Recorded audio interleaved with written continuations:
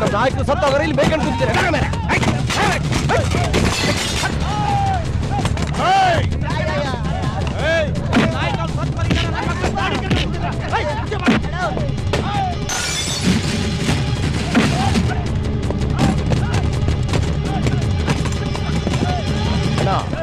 ಆ ಬಾವುಟ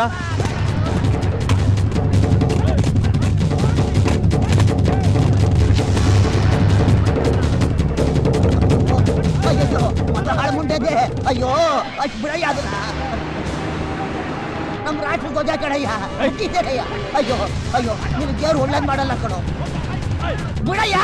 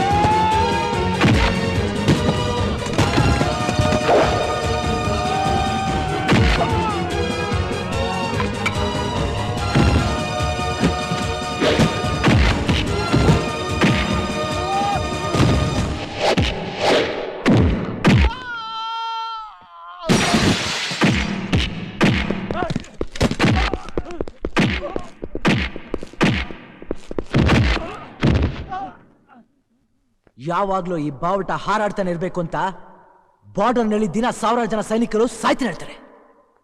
ಅಂತ ಧ್ವಜನ ಯಾವನ ಒಬ್ಬ ಥರ್ಡ್ ಕ್ಲಾಸ್ ಮಗ ಸತ್ತೋದ ಅಂತ ಕಿತ್ತಾಕ ನೋಡ್ತೀರಾ? ಏಯ್, ತಾಯಿಗೂ ಮಗುಗೂ ಬಾಂಧವ್ಯ ಬೆಳೆಸೋದು ಎದೆ ಹಾಲು. ಕಾಶ್ಮೀರದಿಂದ ಕನ್ಯಾಕುಮಾರಿವರೆಗೂ ನಾವೆಲ್ಲರೂ ಭಾರತೀಯರಂತೂ ಸಾರಿ ಹೇಳೋದು ಈ ಬಾವುಟ ಕಡ್ರು. ಹೊರಗೆ ಸಲ್ಯೂಟ್. Come on.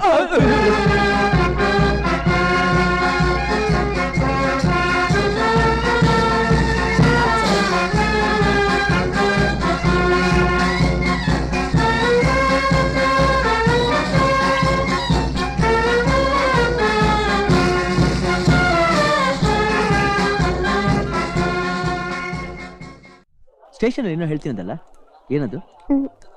ಅದು ಹೇಳು ಬೇಗ. ನೋಡು ಟೈಮ್ ಆಯ್ತು, ಟ್ರೈನ್ ಬಂದ್ಬಿಡುತ್ತೆ. ಹೇಳ್ತೀನಿ. I love love I love you. ನೀ ಏನೋ ಹೇಳಿದೆ? ಏನು ಹೇಳಿಲ್ವಲ್ಲ? ಇಲ್ಲ, ನೀ ಏನೋ ಹೇಳಿದೆ. ಏನು ಹೇಳಿಲ್ಲ. ಮೇಘ ಪ್ಲೀಸ್, ಅದು ಒಂದ್ಸಲ ಹೇಳು. ನಾನು ಏನು ಹೇಳಿಲ್ಲ. ಇನ್ನೊಂದ್ಸಲ ಹೇಳು ಮೇಘ ಪ್ಲೀಸ್. ಅಲ್ಲೋಡ ಲಾರಿ ನಿಂತಿದೆ. ಓ ಮೈ ಗಾಡ್.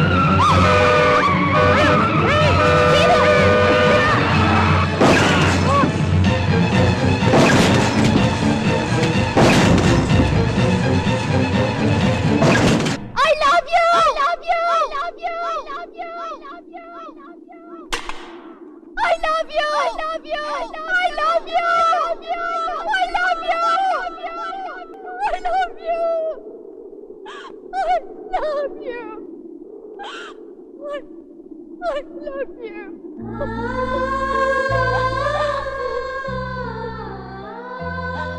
ಒಂದು ಸಾರಿ ಸಾರಿನಾದ್ರೂ ಐ ಲವ್ ಯು ಹೇಳು ಅಂತ ಅವ್ರು ಕೇಳಿದ್ರು. ಆಗ ನಾನು ಹೇಳಲಿಲ್ಲ. ಈಗ ನಾನು ದಿನಕ್ಕೆ 100 ಸಲ ರಾಮ್ ಕೋಟಿ ತರ ಐ ಲವ್ ಯು ಅಂತ ಬರೀತಾ ಇದ್ದೀನಿ. ಹುಚ್ಚಿ ಹಾಗೆ ಗಾಳಿನಲ್ಲಿ ಐ ಲವ್ ಯು ಅಂತ ಕೂಗ್ತಿದ್ದೀನಿ. ಆಗ ನಾನು ಬರ್ತಿದ್ದ ಪುಸ್ತಕನೇ ನೀವು ನೋಡಿದ್ದು. ನೀವು ಕಾತದ ಮೇಲೆ ನನ್ನ ಅಕ್ಷರ ನೋಡಿದ್ರೆ ಹೊರತು ನನ್ನ ಜೀವನದಲ್ಲಿರೋ ದುಃಖ ನೋಡ್ಲಿಲ್ಲ. ನನ್ನ ಉಸಿರಿನಲ್ಲಿ ಬೆರ್ತು ಹೋಗಿರೋ ಅವರ ಉಸಿರನ್ನ ನೋಡ್ಲಿಲ್ಲ. ಆಕ್ಸಿಡೆಂಟಲ್ಲಿ ನನಗೆ ಜ್ಞಾನ ತಪ್ಪಿತು. 5 ದಿನ ಆದ್ಮೇಲೆ ಹಾಸ್ಪಿಟಲ್ ಬೆಡ್ ಮೇಲೆ ಕಣ್ಬಿಡ್ತಿದ್ದ ಹಾಗೆ ಅವ್ರು ಎಲ್ಲಿ ಅಂತ ಕೇಳಿದೆ. ಸತ್ತೋದ್ರು ಅಂದ್ರು.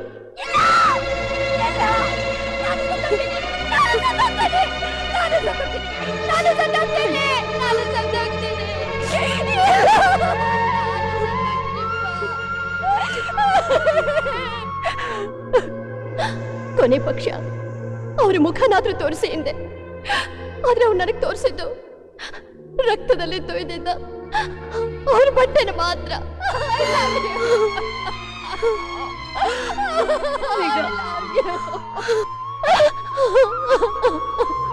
ಆಕ್ಸಿಡೆಂಟಲ್ಲಿ ಕಾಲು ಮುರ್ಕೊಂಡಿದ್ದೆ ನಾನು. 25 ದಿನ ಹಾಸ್ಪಿಟ್ಲಲ್ಲೇ ಇದ್ದೆ. ನಾನು ನಿಮ್ಮನ್ನು ಮೊದಲನೇ ಸಲ ನೋಡಿದ್ದು ಅಲ್ಲೇ. Sorry sister. ಇಟ್ಸ್ ಓಕೆ, ಹೋಗಿ. ಈಗ ಹೋದ್ರಲ್ಲ ಆ ಪೇಷಂಟು, ನಿಮ್ಗೆ ಆಕ್ಸಿಡೆಂಟ್ ಆಗಿದ್ದ ಬಸ್ನಲ್ಲೇ ಇದ್ದವರು. ಪಾಪ ಗಾಜಿನ ಚೂರು ಚುಚ್ಕೊಂಡು 2 ಕಣ್ಣು ಕಳ್ಕೊಂಡ್ಬಿಟ್ರು. ಆದರೆ ಅವರ ಅದೃಷ್ಟ ತುಂಬಾ ಚೆನ್ನಾಗಿದೆ. ಅವ್ರಿಗೀಗ ಮತ್ತೆ ದೃಷ್ಟಿ ಸಿಕ್ಕಿದೆ. ತಾನೇ ಪ್ರಪಂಚದಲ್ಲಿ ಇಲ್ಲದೆ ಹೋದ್ರೂ ಪರವಾಗಿಲ್ಲ, ತನ್ನ ಕಣ್ಣಾದ್ರೂ ಇನ್ನೊಬ್ರಿಗೆ ಉಪಯೋಗ ಆಗ್ಲಿ ಅಂತ ನಿಮ್ಮವರು ಕಣ್ಣುಗಳನ್ನ ದಾನ ಮಾಡಿ ಸತ್ತು ಹೋದ್ರು. ಅವ್ರ ಕಣ್ಣನ್ನೇ ಆ ಪೇಷಂಟ್ಗೆ ಹಾಕಿರೋದು.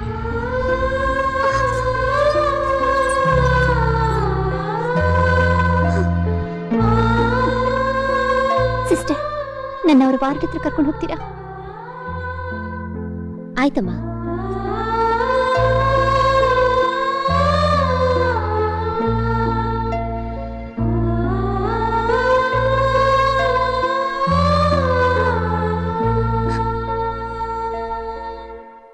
ಅದಾದ ಮೇಲೆ ಯಾವಾಗ ನಿಮ್ ಬ್ಯಾಂಡೇಜ್ ಬಿಚ್ತಾರೋ ಅಂತ ದಿನಾ ಬಂದು ನೋಡ್ತಾ ಇದ್ದೆ.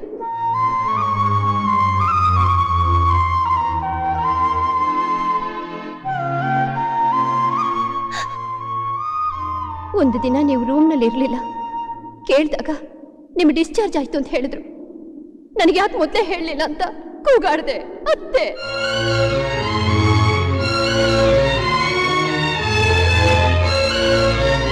ಪ್ರಪಂಚದಲ್ಲಿ ನನಗೆ ಉಳಿದಿರೋದು ಈ ಕಣ್ಣುಗಳು ಮಾತ್ರ ಅಂತ ಅವ್ರಿಗೆ ಯಾರಿಗೂ ಗೊತ್ತಿರಲಿಲ್ಲ.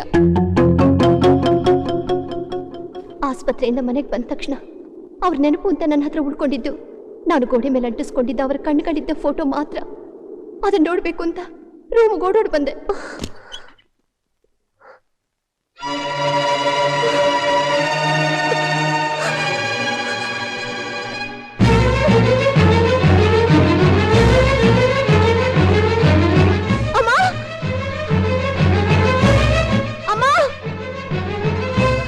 ಇಲ್ಲಿದ್ದೀನಮ್ಮ.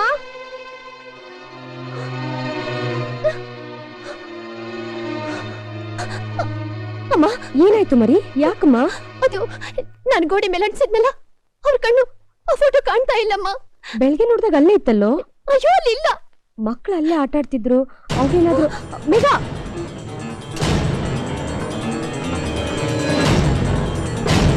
ಗಾಳಿ ಬರಕ್ ಬಿಡ್ತೀನಿ, ಸರಿಯಾಗಿ ಇಟ್ಕೊಳ್ಳಿ.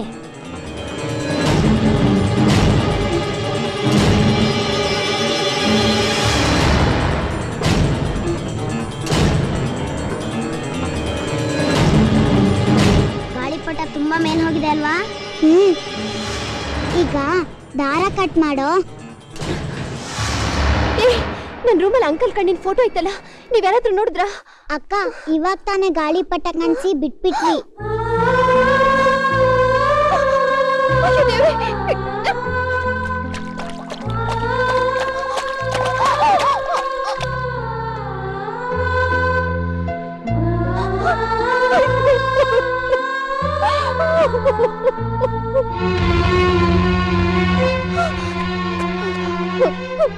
ಪಾಪಿಗಳ ನನಗಿಂದ ಅವ್ರು ಒಂದೇ ಒಂದು ನೆನಪನ್ನು ಹಾಳು ಮಾಡ್ಬಿಟ್ರಲ್ಲೋ, ಹಾಳು ಮಾಡ್ಬಿಟ್ರಲ್ಲ.